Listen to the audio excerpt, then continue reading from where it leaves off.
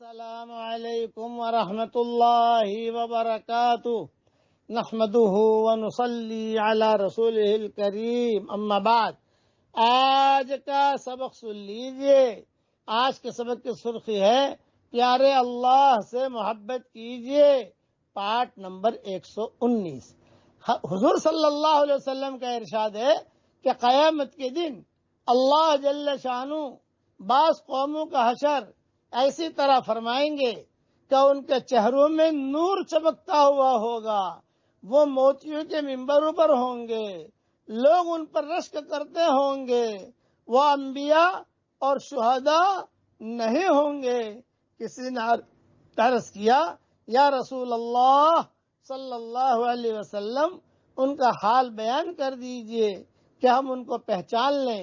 رسول اللہ صلی اللہ علیہ وسلم نے ارشاد فرمایا وہ لوگ ہوں گے جو اللہ کی محبت میں مختلف جگہوں سے، مختلف خاندانوں سے آ کر ایک جگہ جمع ہو گئے ہوں اور اللہ کے ذکر میں مشغول ہوں۔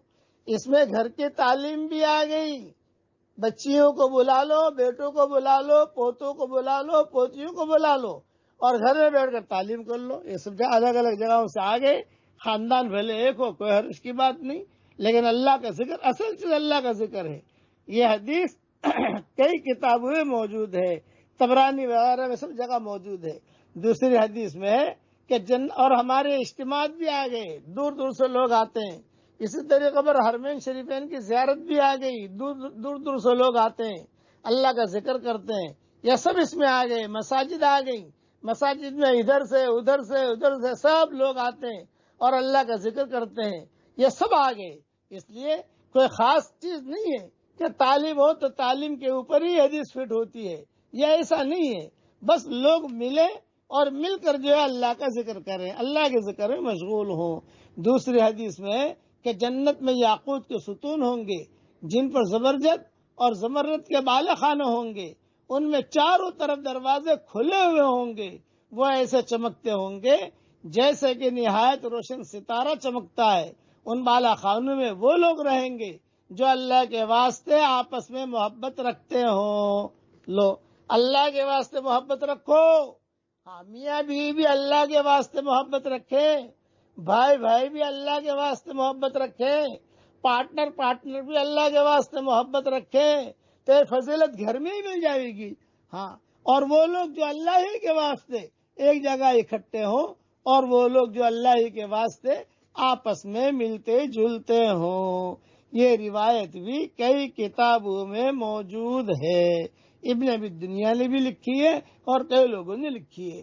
اس لیے خوب اللہ کا ذکر کرو، جمع ہو کر بھی کرو، اجتماعی طور پر بھی کیجئے اور انفرادی طور پر بھی کیجئے، اور اللہ کے واسطے ملنا، اللہ کے واسطے محبتیں کرنا، اللہ کے واسطے دینا، اللہ کے واسطے سارا کام کرنا۔ گھر سے نکلو تو اللہ کے واسطے ملاقات کے لیے نکلو، بھئی مسجد میں جا رہا ہوں، اللہ کے بندے ملیں گے، سلام کروں گا۔ نیکیاں ہی نیکیاں ہیں، ہماری شریعت میں نیکیاں ہی نیکیاں ہیں، کوئی کمانے والا ہونا چاہیے۔ اللہ تعالیٰ ہم سب کو عمل کرنے کی توفیق عطا فرمائے۔ اب پڑھ لیجئے میرے ساتھ، تبارک اسم ربک ذی الجلال والاکرام۔ بڑا بابرکت ہے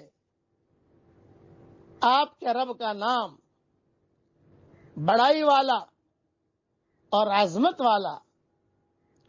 یہ جملہ پڑھتے رہنا چاہیے، اللہ تعالیٰ کے جملہ بہت پسند ہے۔ اللہ تعالیٰ ہم سب سے راضی ہو جائے، آمین۔ وآخر دعوانا الحمدللہ۔